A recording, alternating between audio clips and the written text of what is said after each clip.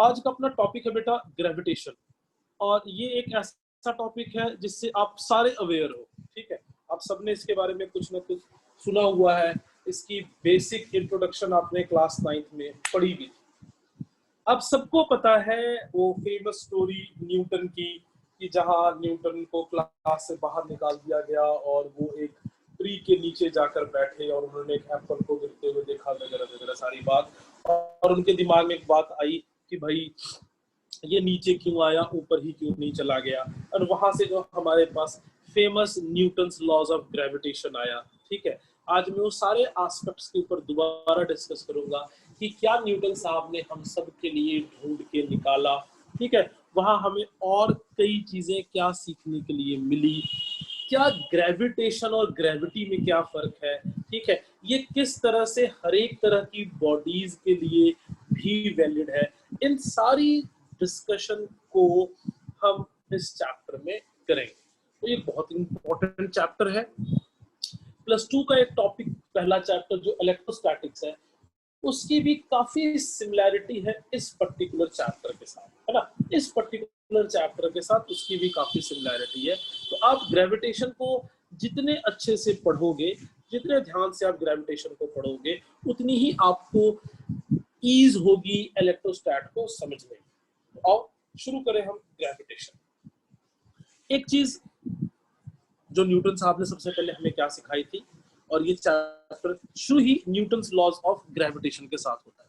तो जिसमें अपना सबसे पहला टॉपिक है, that is our Newton's laws of gravitation. Very first topic is our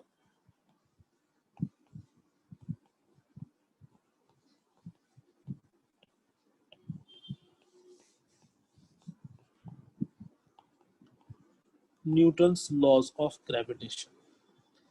और ये जो न्यूटन साहब का लॉ है ग्रेविटेशन का, it is valid for every body in this universe. Every body in this universe, universe में कोई भी एक बॉडी हो, वो हर एक दूसरे बॉडी को अट्रैक्ट करेगा जिसके पास भी मास होगा। और आप सबको ये चीज पता होगी कि वो जो फोर्स है, this is directly proportional to product of their masses and inversely proportional to square of distance. आपने इसकी बेसिक इंट्रोडक्शन जरूर क्लास 9th में पढ़ी हुई थी। हम उस डिस्कशन को अब आगे लेके जाएंगे। यहाँ पे वेक्टर का कंसेप्ट भी इंट्रोड्यूस होगा, और यहाँ पे छोटी मोटी बातें जो आपको 9th में समझ में नहीं आई होगी, हम उसको भी कंप्लीट तरीके से यहाँ पे डिस्कस करेंगे। ठीक है, so let's start with the Newton's laws of gravitation. और क्या कहता है न्यूटन्स लॉज ऑफ ग्रेविटेशन, इसकी पहले स्टेटमेंट की बात कर लें। तो it states that every body in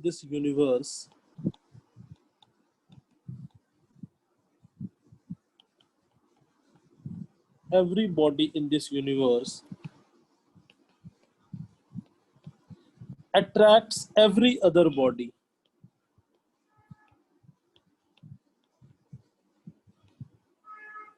है ना, and this force is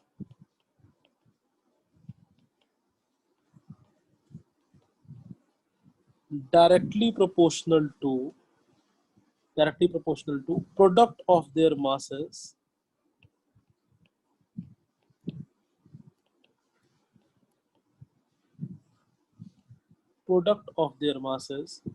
and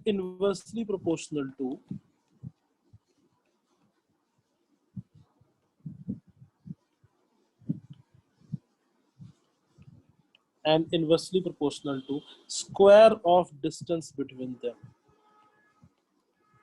Square of distance between them. So जो force होगी, it is directly proportional to product of their masses and inversely proportional to square of distance between them. इस चीज को मैं अब एक डायग्रामेटिक तरीके से आपको समझाता हूँ बेटा। तो पहले मैं सपोज करो ये कोई एक बॉडी ले ली एंड से this body is my A, और फिर मैंने यहाँ पे कोई दूसरी बॉडी ले ली, से दिस बॉडी इज बी। आप ये बिल्कुल मत सोचना कि बॉडी ऐसी गोली हो सकती है, बिल्कुल जरूरी नहीं है। दोनों बॉडीज किसी भी शेप की हो सकती है और इन दोनों को मैंने एक लाइन से ज्वाइन कर दिया। ठीक है, अब एक चीज याद रखनी है कि जो ग्रेविटेशनल फोर्स है it is always attractive in nature. तो ए और बी के बीच की जो दूरी है, ए और बी के बीच का जो डिस्टेंस है दैट इज आर, और ये अगर मेरा फर्स्ट बॉडी है, ये सेकंड बॉडी है, तो ये जो है इस पे इधर एक फोर्स लग रही होगी एंड सिमिलरली इस पर भी इधर एक फोर्स लग रही होगी, और इसको हम बोलेंगे force acting on A due to B, और ऊपर हम वेक्टर साइन लगाएंगे, सिखाया है वेक्टर में मैंने, और इसको हम बोलेंगे force acting on B due to A. पहले ए लिखा हुआ है, इसका मतलब होगा ए पे फोर्स लग रही है, और कौन लगा रहा है, बी लगा रहा है। कैसी फोर्स लगा रहा है, अट्रैक्टिव फोर्स लगा रहा है। क्यों लगा रहा है, ग्रेविटेशन की वजह से लगा रहा है। ठीक है, तो दोनों में तुम किसी भी एक फोर्स को लेके अगर लिखना चाहो तो लिख सकते हो। क्या लिखोगे बेटा, F is directly proportional to product of their masses and F is inversely proportional to square of distance between them।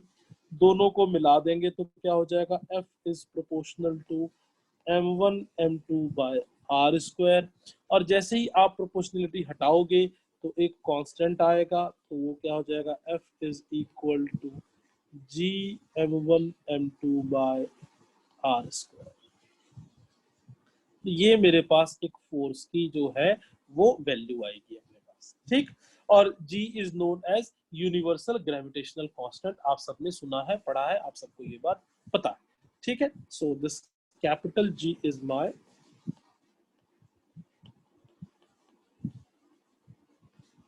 Universal gravitational constant. Clear बेटा, यहां तक सारी बात आपको क्लियर है। ठीक है, अब कैपिटल जी को अगर आप मैथमेटिकली डिफाइन करना चाहो तो भी मैथमेटिकली भी डिफाइन कर सकते हो। वो जरा देखो कैसे। अगर मैं इसी में if m1 is equal to m2 is equal to 1 kg ले लूं, ठीक, और डिस्टेंस की वैल्यू को अगर मैं 1 ले लूं, यूनिटी ले लूं, तो ऐसा करने से फॉर्मूला क्या बन जाएगा, F is equal to G 1 into 1 upon 1, that is F is equal to G। तो अगर आप यूनिट मास की बॉडी ले लो और उनके बीच का डिस्टेंस 1 मीटर ले लो, तो फोर्स जो है वो इक्वल टू ग्रेविटेशनल कांस्टेंट हो जाएगी, है ना। Thus universal gravitational constant is equal to force attraction acting between two bodies each of unit mass whose centers are placed unit distance apart। ठीक है, और ये जो कैपिटल G की वैल्यू होती है, this value is same throughout the universe। कुछ important बात, G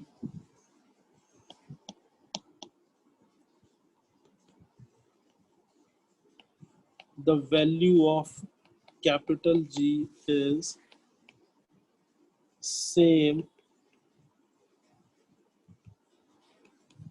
throughout the universe। पूरे यूनिवर्स में इसकी वैल्यू क्या रहती है, सेम रहती है ना। And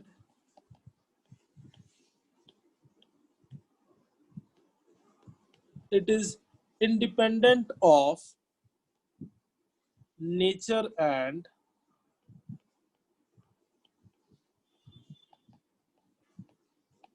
size of the bodies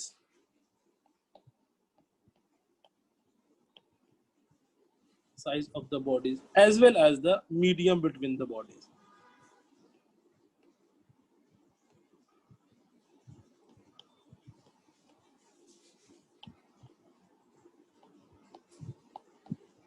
medium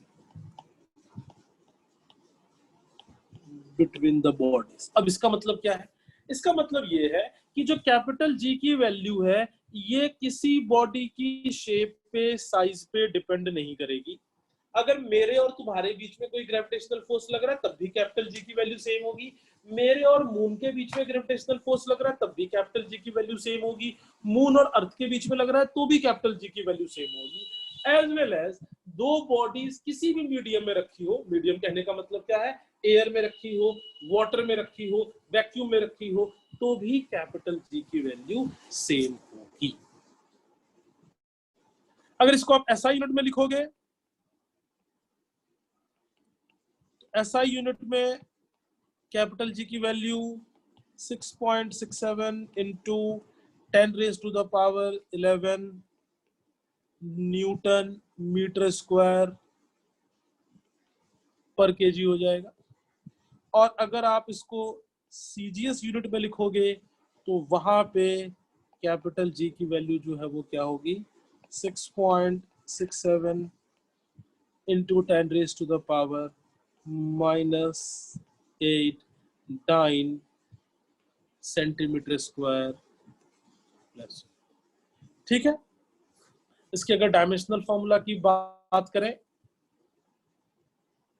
इसका डायमेंशनल फॉर्मूला क्या होगा बेटा, G is equal to, formula निकालोगे तो क्या बनेगा, F R square upon M1 into M2। फोर्स का डायमेंशनल फॉर्मूला आप सबको पता है क्या होता है, MLT-2।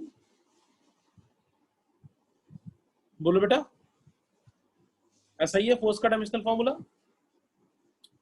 अच्छा जी, और आर स्क्वायर है, तो आर स्क्वायर का डायमेंशनल फॉर्मूला क्या हो जाएगा, एल स्क्वायर अपॉन ये जो m है इसका डायमेंशनल फॉर्मूला क्या हो जाएगा, m इंटू एम। तो m इंटू एम 1 + 1 2 हो गया, ऊपर जाके m - 1 हो जाएगा, L2 और 1 L3 हो जाएगा और t - 2। Dimensional formula is m - 1 L³ t - 2। तो ये कैपिटल जी का डायमेंशनल फॉर्मूला आ गया अपने पास। ठीक है, अच्छा, तो ये बेसिक बात हो। एक और बात याद, थोड़ी सी छोटा सा पॉइंट है जिसको अगर आप याद रख लो तो फ्यूचर के लिए बड़ा अच्छा हो आपके लिए। वो पॉइंट क्या है, वो पॉइंट ये है कि जो कैपिटल जी की वैल्यू है ये किसी भी लार्ज डिस्टेंस के लिए वैलिड होगी। एनी लार्ज डिस्टेंस, मतलब ऑब्जेक्ट बहुत दूर है तब भी ये वैलिड होगी, and also for very short distances. But अगर किसी दो ऑब्जेक्ट के बीच का डिस्टेंस 10⁻⁻9 मीटर से कम होगा तो वहां पे इस ये value Newton's laws of gravitation जो है वो प्रॉपरली अपने पास काम नहीं करता।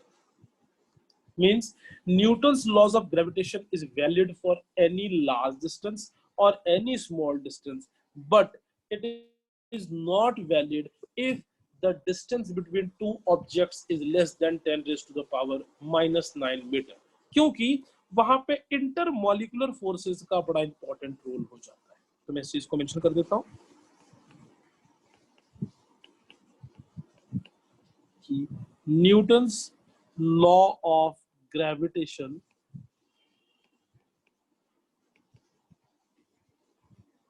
holds good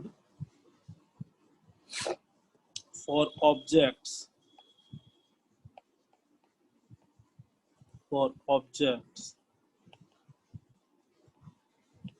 lying at very large distance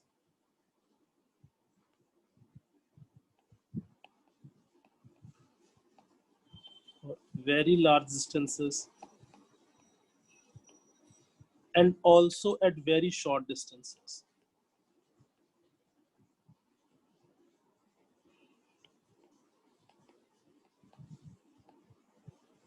Also at very short distances. It fails when the distance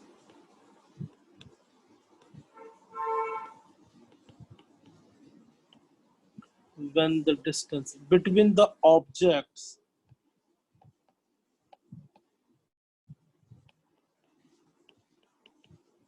is less than 10⁻⁻9 metre. ठीक है, और यहाँ के बाद क्यों ठीक से नहीं काम करता, क्योंकि वहां पे इंटरमॉलिक्यूलर फोर्सेस आनी शुरू हो जाती है। ठीक है, इसीलिए ये वहां पे ठीक से काम करना बंद कर देता है।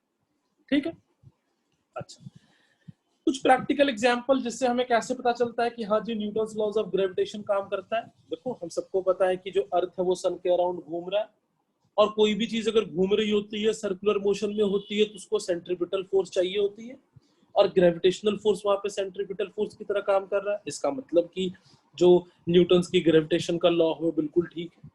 आप सबने सुना होगा कि जो सी में टाइड्स आती हैं, वो टाइड्स किसकी वजह से आती हैं? वो due to attraction of moon and ocean water आता होता है। मून हमारे सी के, हमारे ओशन के वाटर्स को अट्रैक्ट कर रहा होता है।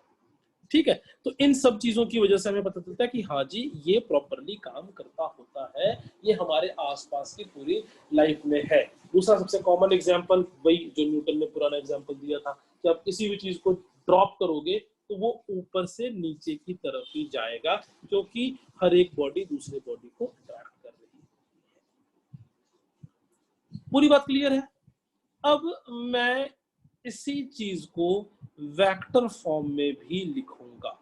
तो next topic is vector form of Newton's laws of gravitation, है ना। Our next topic is vector form of Newton's laws of gravitation. ध्यान से देखना, समझने की कोशिश करना, इसमें मैं वेक्टर के सारे कंसेप्ट को यूज करने वाला हूं। वो क्या है?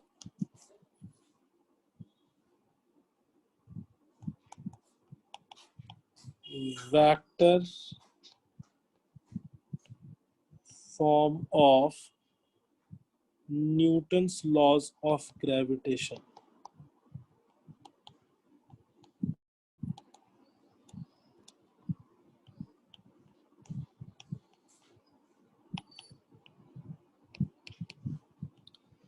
Vector form of Newton's laws of gravitation vector form में देखेंगे। ठीक है, अब किसी भी चीज को जब आप वेक्टर फॉर्म में देखते हो तो बेसिकली वहां पर एक ही चेंज आता होता है। वो चेंज क्या आता होता है? वो चेंज आता है कि आप वहां पे डायरेक्शन को भी दिखाना शुरू कर दोगे।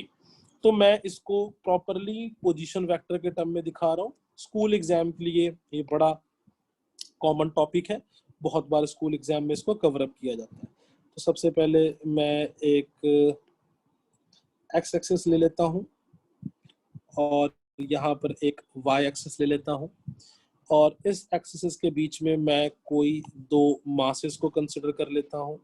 से एक मास यहाँ है और दूसरा मास यहाँ है। ठीक है, जो पहला मास है वो मेरे पास मेरा m1 है, और जो दूसरा मास है वो मेरे पास मेरा m2 है। तो मैंने m1 m2 को ले लिया। अब दोनों की पोजीशन वेक्टर बना देता हूँ। जिनको वेक्टर याद नहीं है कृपया वो वेक्टर जाके रिवाइज कर ले, वेक्टर का लेक्चर आपके पास पड़ा हुआ है। पोजीशन वेक्टर बेसिकली क्या होता है? ओरिजिन से लेके उस पॉइंट तक को ज्वाइन करने वाला जो एक वेक्टर होगा उसको हम कहेंगे उसकी पोजीशन वेक्टर। तो पहले की पोजीशन वेक्टर को अगर मैंने r1 वेक्टर मान लिया, सिमिलरली यहाँ से इसकी पोजीशन वेक्टर को मैं कोई एक r2 वेक्टर अगर मान लूं, ये मेरे पास एक r1 वेक्टर है और ये मेरे पास एक r2 वेक्टर है। मैं r1 वेक्टर जरा फिर से वेक्टर फॉर्म में प्रॉपरली बना, ये देखो अच्छा वेक्टर बन गया है ना। तो ये दोनों की पोजीशन वेक्टर्स है। ठीक, अब दोनों के अलोंग लाइन ज्वाइनिंग को मैं ड्रॉ कर देता हूँ प्रॉपरली, क्योंकि न्यूटन्स लॉज ऑफ ग्रेविटेशन के अकॉर्डिंग जो दोनों के बीच का अट्रैक्टिव फोर्स होगा वो भी दोनों के लाइन ज्वाइनिंग देम पे ही एक्ट करेगा। ठीक है, तो यहाँ पर इधर एक फोर्स लग रही होगी, है ना, एक फोर्स इधर लग रही होगी, एक फोर्स इधर लगेगी। This is force acting on 1 due to 2, 1 2 को अट्रैक्ट कर रहा है, और एक फोर्स इधर लग रही होगी। This is force acting on 2 due to 1। सबसे पहले डायग्राम सबको प्रॉपरली समझ में आना चाहिए। होपफुली आपको ये डायग्राम यहाँ तक प्रॉपरली क्लियर होगा। यहाँ तक कोई बात समझ में नहीं आई हो तो बेटा बता दो सबसे पहले आप। क्लियर है? तो मैं इस डायग्राम को एक और फॉर्म में बनाता हूँ। चलो अभी मैं इसमें पहले पॉइंट्स के कुछ नाम मेंशन कर देता हूँ। यहाँ पर से this point is O, this point is A, this point is B. ठीक है, और अगर मैं ए टू बी भी एक वेक्टर यहाँ पे ड्रॉ कर दूं, ए टू बी के तरफ भी एक वेक्टर ड्रॉ कर दूं, तो from triangle law of vector addition मैं कुछ लिख सकता हूं और उसकी वैल्यूज में लिखूंगा। पहले देखो, from triangle law of vector addition, हम triangle law of vector addition से क्या कह सकते हैं, O A vector plus A B vector is equal to O B vector. साफ साफ दिख रहा है, ओ ए हेड और टेल ट्रायंगल लॉ और ओ बी रिजल्टेंट हो गया। मुझे ए बी वैक्टर की वैल्यू चाहिए। अगर मैं ए बी वैक्टर को लिखूंगा तो A B vector will be my O B vector minus O A vector. तो A B vector is equal to क्या बना, ओ बी वैक्टर का मतलब क्या हो जाएगा, R1 vector minus R2 vector. यहाँ तक सबको बात समझ में आती होगी, इसमें कोई कंफ्यूजन वाली बात नहीं होनी चाहिए। बोले बेटा पूरी तरह से क्लियर है। R12 वेक्टर, हम कॉमन लैंग्वेज में R12 वेक्टर कहते हैं R21 वेक्टर। R21 वेक्टर का मतलब क्या होता है, R1 से R2 को सब्ट्रैक्ट किया गया है। ठीक है, R21 अगर मैंने लिखा है तो R21 का मतलब क्या होगा, R1 से R2 को सब्ट्रैक्ट किया गया है। सिमिलरली अगर कोई उधर से बी ए वैक्टर बना लेगा, सिमिलरली अगर कोई बी ए वैक्टर बनाएगा तो बी ए वैक्टर का मतलब क्या हो जाएगा बेटा, सोच के बताओ, वो हो जाएगा O A vector minus O B vector, O A vector minus O B vector. Same उसी तरह ट्रायंगल लॉ में मैं उधर से एक वेक्टर बनाऊंगा, ओ ए का मतलब क्या हो जाएगा, ये इसका मतलब बी ए वैक्टर का मतलब क्या हो जाएगा मेरे पास, इसका मतलब हो जाएगा ओ ए मतलब R2 vector minus R1 vector, जिसको मैं क्या कहूंगा R12 वैक्टर। मैंने दोनों वेक्टर्स बना के रखे। ठीक है, एक बार ट्रायंगल ओ ए बी लिया है और जब मैं दूसरी बार बी ए लिख रहा हूं तो इस बार ट्रायंगल ओ बी ए होगा। इसके लिए ट्रायंगल क्या होगा मेरे पास, ओ बी ए। होपफुली आपको मेरी बात इतनी क्लियर होगी। अब मैं इसी डायग्राम में यूनिट वेक्टर को भी बनाऊंगा। क्यों यूनिट वेक्टर को बनाऊंगा बेटा, क्योंकि यूनिट वेक्टर ही एक ऐसा वेक्टर है जिस वेक्टर का काम डायरेक्शन बताना होता है। तो एक यूनिट वेक्टर बनाऊंगा मैं 1 से 2 की तरफ और एक यूनिट वेक्टर बनाऊंगा मैं 2 से 1 की तरफ। किसी एक को बना लो, दूसरा तो सिमिलर ही होगा, पर मैं डायग्राम में दोनों यूनिट वेक्टर्स दिखाता हूं। तो एक इधर से अगर आप इधर की तरफ कोई यूनिट वेक्टर बनाओगे तो वो कहलाएगा R कैप 1 2, मतलब यूनिट वेक्टर 1 से 2 की तरफ। और इधर से इधर कोई यूनिट वेक्टर बनाओगे तो वो कहलाएगा R कैप 2 1। ठीक है, और इन सब में वेक्टर के किसी भी कंसेप्ट में अगर आपको प्रॉब्लम आ रही है तो आप जाके यूनिट वेक्टर, पोजीशन वेक्टर और एडिशन ऑफ वेक्टर की वीडियोस को प्लीज रिवाइज कर लें। ठीक, अब मैं लिखूंगा सब कुछ को वेक्टर फॉर्म में, तब तक यहाँ मैं छोटी छोटी बातों को मेंशन कर देता हूं कि R कैप 1 2 क्या है। तो R cap 1 2 is unit vector, ठीक है, from B to A। Similarly R cap अगर तुमको लिखना पड़े 2 1, R कैप 2 1, तो ये क्या होगा मेरे पास, unit vector from A to B। आपके अंडरस्टैंडिंग के लिए मैंने ये भी चीज मेंशन कर दी। F12 का मतलब क्या है, gravitational force exerted on body A due to B, and F21 is the gravitational force acted on body 2 due to body 1। इतनी बात ठीक है। अब ध्यान दो, अब इन्हीं चीजों को मैं प्रॉपरली मेंशन करके लिख देता हूं। ठीक है, ओके। अब मैं लिखता हूं सबसे पहले F12 की value. Now according to Newton's laws of motion, according to Newton's law of gravitation, sorry बेटा मोशन बोलने की आदत हो गई है, Newton's laws of gravitation, कोई भी फोर्स आप लिख सकते हो, आपका मन करे आप F12 लिखो, आपका मन करे F21 लिखो, मैं F12 ही लिखता होता हूँ सबसे पहले, ठीक है। तो क्या लिखेंगे, फोर्स 12। अब दूसरे में और यहाँ पे क्या फर्क होगा, यहाँ पे हमने डायरेक्शन दिखानी है। डायरेक्शन कैसे दिखाएंगे, G सेम वही M1 M2 अपॉन डिस्टेंस का स्क्वायर, लेकिन अब साथ में एक यूनिट वेक्टर आएगा डायरेक्शन बनाने के लिए, और F12 की डायरेक्शन बनाने के लिए यूनिट वेक्टर कौन सा है, R12। तो वो क्या हो जाएगा यहाँ पर, this is my R12। R12 क्या है, ध्यान दो, अगर आप डायग्राम में देखोगे तो F12 की डायरेक्शन भी इधर है और R12 की डायरेक्शन भी इधर है, दोनों की डायरेक्शन इधर है। तो R12 is used to specify the direction of F12. R12 is used to specify the direction of F12. तो जो डिनोमिनेटर में R होगा वो भी 12 ही हो जाएगा। ठीक है, पूरी बात क्लियर है। अब तुम चाहो तो इसको तुम पोजीशन वेक्टर के टर्म्स में लिख सकते हो, लिख लो जरा पोजीशन वेक्टर के टर्म्स में, कोई दिक्कत वाली बात नहीं होगी। लिखते हैं, तो पहले F12 force is equal to G M1 M2 upon R12 का स्क्वायर इनटू, कभी भी पोजीशन वेक्टर का मतलब आप, सॉरी यूनिट वेक्टर का मतलब मैंने आप सबको बताया, फिर से मैं बोल दूं, पोजीशन नहीं पहले यूनिट वेक्टर। यूनिट वेक्टर का मतलब होता है vector divided by its magnitude, बहुत बार मैंने पढ़ाया हुआ है।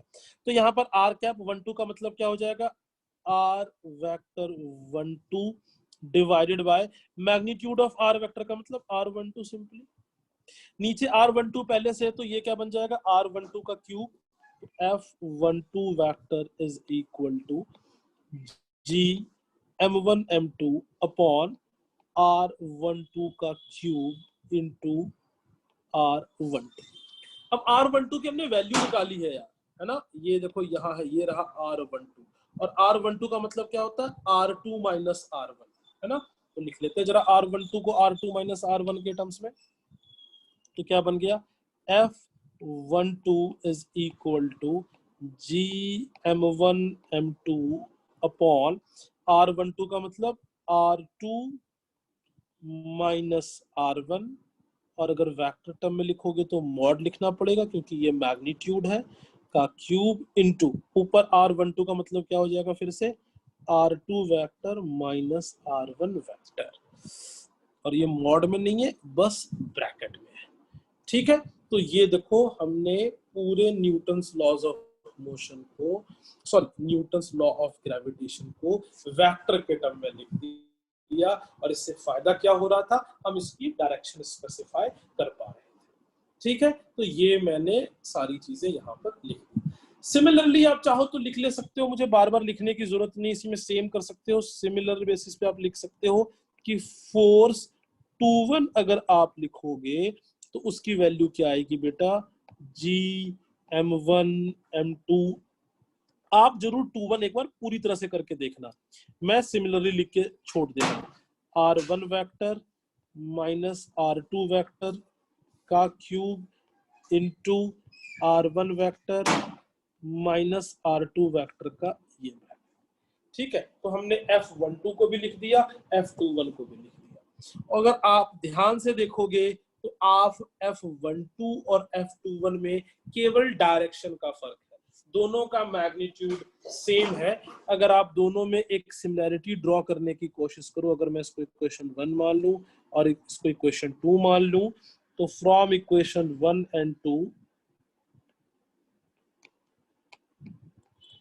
तुम क्या कह सकते हो, तुम कह सकते हो force 12 is equal to negative of force 21, मतलब both forces are equal in magnitude and opposite in direction. तो हम न्यूटन थर्ड लॉ को भी इससे एक्सप्लेन कर सकते हैं, और हम कह सकते हैं कि Newton's laws of gravitation also obey Newton third law of motion. ठीक है, कि दोनों forces, both forces are equal in magnitude and opposite in direction. So this is all about the Newton's laws of gravitation in vector form, very important for school exams, कई schools में ये कई बारी mention करके आता होता है, ठीक है। और इसके कॉम्पिटिटिव लेवल पे क्या इसका एक्सपोजर है कि अगर आपको कोई न्यूमेरिकल आता होता है तो आप इस न्यूमेरिकल में इसको ये करने में आपको काफी हेल्प करेगा, ठीक है। और इसमें अगर आपको फिर से मैं ये बात रिपीट कर रहा हूँ बार बार कि अगर आपको वेक्टर समझने में दिक्कत आ रही है तो आपको जरूर एक बार वेक्टर के लेक्चर को गो थ्रू हो जाना चाहिए। अगर आप वेक्टर के लेक्चर को गो थ्रू होगे तो आपको ये परेशानी भी नहीं आएगी। तो जो हमने किया उसमें एक important characteristics of gravitational force को बस देख लें, और इसके आगे की डिस्कशन फिर हम लोग अगली क्लास में करेंगे। तो let's do with the important characteristics of gravitational force. Important characteristics of gravitational force, मतलब ग्रेविटेशनल फोर्स की कुछ मुख्य अहम बातें। पहली चीज, it is independent of nature of intervening medium. मतलब समझाता हूं, it is independent of nature of intervening medium. मतलब दो मासेस के बीच में, मान लो मेरे और तुम्हारे बीच में फोर्स 10 न्यूटन की लग रही है और हमारे बीच का मीडियम एयर था, उसको हटा के वाटर कर दो तब भी फोर्स 10 न्यूटन की लगेगी। उनके बीच में कोई भी दूसरा आप ये डाल दो मीडियम, तब भी फोर्स 10 न्यूटन की ही लगेगी। इसका मतलब अगर आप दो मासेस के बीच में मीडियम को चेंज करोगे तो फोर्स पे कोई फर्क नहीं पड़ेगा। तीसरा, second point, sorry, it is independent of presence or absence of other bodies। अब बोलोगे इसका क्या मतलब है? देखो भाई, अर्थ जो है वो मून को अट्रैक्ट कर रहा है और उतनी ही फोर्स से अट्रैक्ट कर रहा होगा। अर्थ को जिस समय अर्थ मून को अट्रैक्ट कर रहा है, मून को सन भी अट्रैक्ट कर रहा है और बाकी प्लैनेट्स भी अट्रैक्ट कर रहे हैं, पर उनके अट्रैक्शन की वजह से अर्थ के मून की तरफ के अट्रैक्शन में कोई फर्क नहीं पड़ा। इसका मतलब एक टाइम पे एक बॉडी जितनी फोर्स उसको अट्रैक्ट कर रहा है, उस मैग्नीट्यूड ऑफ फोर्स पे दूसरों की अट्रैक्शन का कोई भी फर्क नहीं पड़ेगा। तीसरी चीज, it is independent of shape and size, जब तक मास नहीं चेंज हो। It is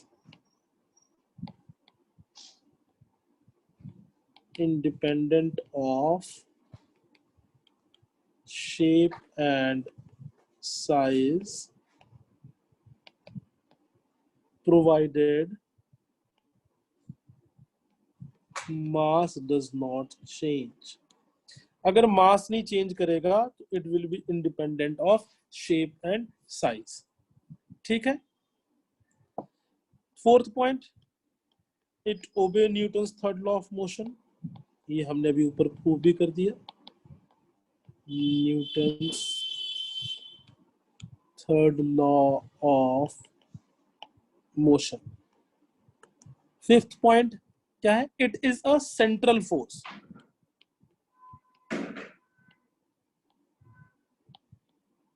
it is a central force. Central force का मतलब क्या होगा? It will always act along the line joining the two charges, ठीक है। ये दो चार्जेस, सॉरी, दो मासेस के लाइन ज्वाइनिंग पे ही एक्ट करेगा, उससे अलग एक्ट नहीं करेगा, ठीक है। And last, it is conservative in nature.